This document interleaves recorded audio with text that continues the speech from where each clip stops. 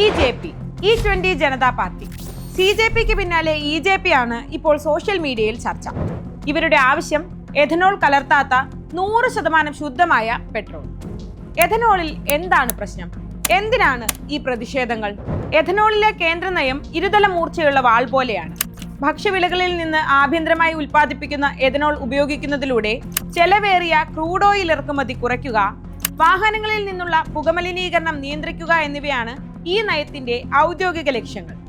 Ethanol ഉൽപാദനത്തിനായി കരിമ്പ്, ചോളം ഇതൊക്കെ ഇന്ത്യയിലെ കർഷകരിൽ നിന്ന് വാങ്ങുക വഴി അവർക്കും സഹായം. ഗുണവും നയവും എല്ലാം ശരി തന്നെ. പക്ഷേ ഇപ്പോഴെന്താണ് സംഭവിക്കുന്നത്? എഥനോൾ ബ്ലെൻഡ് ചെയ്ത പെട്രോൾ അടിച്ച വാഹനങ്ങൾക്ക് തകരാറുകളെന്ന് വ്യാപക പരാതികൾ വരികയാണ്. വാഹനങ്ങളുടെ പ്രശ്നങ്ങൾ തൽക്കാലം അവിടെ നിൽക്കട്ടെ. പരിസ്ഥിതിക്കുണ്ടാകുന്ന പ്രശ്നങ്ങളോ? അതിനെ കണ്ടില്ലെന്ന് നടിക്കാനാകുമോ? എഥനോൾ ഒരു ഹരിത ഇന്ധനമായി ഉയർത്തി കാണിക്കപ്പെടുന്നുണ്ടെങ്കിലും ഇതിന്റെ ഉൽപാദനവും ഉപയോഗവും വലിയ തോതിലുള്ള മലിനീകരണത്തിനും ആരോഗ്യ പ്രശ്നങ്ങൾക്കും കാരണമാകുന്നുണ്ട്. എഥനോൾ നിർമ്മിക്കുന്നത് കരിമ്പ്, ചോളം, ഭക്ഷ്യധാന്യങ്ങൾ എന്നിവയിൽ നിന്നാണ്. എഥനോൾ നിർമ്മാണം വർദ്ധിപ്പിക്കാൻ കേന്ദ്രം പറയുന്നു. പക്ഷേ അതിനായി കരിമ്പ് കൃഷി വർദ്ധിച്ചാൽ ഭൂഗർഭജലത്തിന്റെ തോത് കുറയുന്നതും ഭാവിയിൽ ഇന്ത്യയുടെ പരിസ്ഥിതിക്കുണ്ടാകുന്ന പ്രശ്നങ്ങളും ചർച്ച ചെയ്യപ്പെടുന്നില്ല. കരിമ്പ് കൃഷി ചെയ്യാൻ ധാരാളം വെള്ളം വേണം. കാലാവസ്ഥാ വ്യതിയാനം മൂലം ഇപ്പോൾ മഴയും കുറവാണ്. ഭൂഗർഭജലം കൂടുതൽ ഉപയോഗിക്കാൻ കർഷകർ നിർബന്ധിതരാകുന്നു. 2023 കേന്ദ്ര ഭൂഗർഭ ജല ബോർഡ് റിപ്പോർട്ട് പ്രകാരം കരിമ്പ് കൃഷി ഏറ്റവും കൂടുതലുള്ള മഹാരാഷ്ട്രയിലെ ചില പ്രദേശങ്ങൾ മറ്റ് പ്രദേശങ്ങളെക്കാൾ ഭൂഗർഭജലം കൂടുതൽ ഉപയോഗിച്ചു. ഇത് ക്രമാതീതമായി കൂടിയാലോ ഭൂമി ശോഷണം സംഭവിക്കും. സുസ്ഥിരമല്ലാത്ത കാർഷിക രീതികൾ ഭൂമിക്ക് നല്ലതല്ല. ഭൂമി ശോഷണം മുതൽ മരുഭൂവൽക്കരണം വരെ സംഭവിച്ചേക്കാം.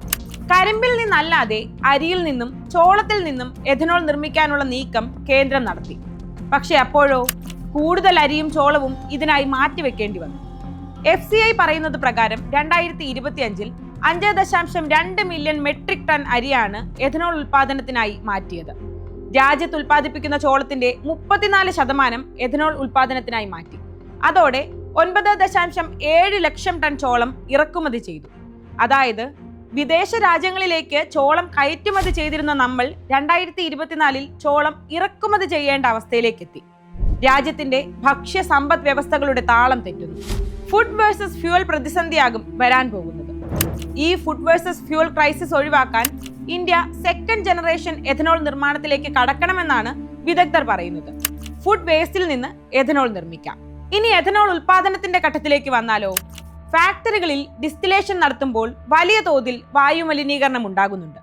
അസറ്റാൽഡിഹൈഡ്, ഫോർമാൽഡിഹൈഡ് തുടങ്ങിയ ഹാനികരമായ വിഷമയമായ രാസവസ്തുക്കൾ അന്തരീക്ഷത്തിലേക്ക് പുറന്തള്ളപ്പെടുന്നു.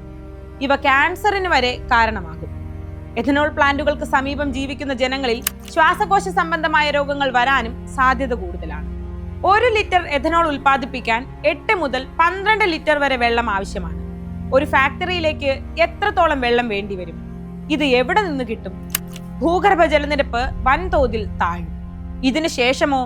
എഥനോൾ നിർമ്മാണത്തിനു ശേഷം പുറന്തള്ളപ്പെടുന്ന വിനാസ് എന്ന രാസമാലിന്യം നദികളിലേക്കും ജലാശയങ്ങളിലേക്കും ഒഴുകിയെത്തുമ്പോൾ വെള്ളത്തിലെ ഓക്സിജൻ അളവ് കുറയും. ജലജീവികൾ കൂട്ടത്തോടെ ചത്തൊടുങ്ങുകയും ചെയ്യും. പെട്രോളിൽ എഥനോൾ കലർത്തുമ്പോൾ കാർബൺ മോണോക്സൈഡ് കുറയുമെങ്കിലും മറ്റു ചില പ്രശ്നങ്ങൾ ഉണ്ടാക്കുന്നുണ്ട്. എഥനോൾ പെട്ടെന്ന് ബാഷ്പീകരിച്ച് വായുവിൽ കലരുന്നുണ്ട്. ഇത് സൂര്യപ്രകാശവുമായി പ്രവർത്തിച്ച് ഗ്രൗണ്ട് ലെവൽ ഓസോൺ ഉണ്ടാക്കുന്നു. ഇത് അന്തരീക്ഷ മലിനീകരണം കൂട്ടുകയും ആസ്മ, നെഞ്ചുവേദന, ഹൃദ്രോഗങ്ങൾ എന്നിവ വർദ്ധിപ്പിക്കുകയും ചെയ്യുന്നു. വായു മലിനീകരണ നിയന്ത്രണ ബോർഡ് ഉണ്ടെങ്കിലും ഫാക്ടറികൾ തള്ളുന്ന രാസമാലിന്യത്തിൽ നിയന്ത്രണം നടപ്പിലാക്കുന്നതും അത് മോണിറ്റർ ചെയ്യുന്നതും നമ്മുടെ നാട്ടിൽ അത്ര എളുപ്പമല്ല. ഇതൊക്കെ വെറും പറച്ചിൽ മാത്രമെന്ന് തോന്നുന്നെങ്കിൽ മേഘാലയയിലേക്ക് പോകാം. അവിടെ സ്വപ്നഭൂമിയിൽ മനോഹരമായ മലനിരകൾക്ക് നടുവിൽ ബെർണിഹാട്ട് എന്നൊരു ഗ്രാമമുണ്ട്. അവിടെയുള്ളവർ എഥനോൾ ഫാക്ടറി മൂലം ബുദ്ധിമുട്ടുന്നത് ഒന്ന് കാണണം. അവിടെ പച്ചിലകൾക്ക് മേൽ കറുത്ത പൊടികൾ മൂടി കിടക്കുന്നത് കാണണം. കോടമഞ്ഞിന് പകരം പുകമഞ്ഞ് മൂടിയ അവസ്ഥയും കാണണം. ബെർണിഹാട്ട് ഉദാഹരണമാണ്, ഓർമ്മപ്പെടുത്തലാണ്.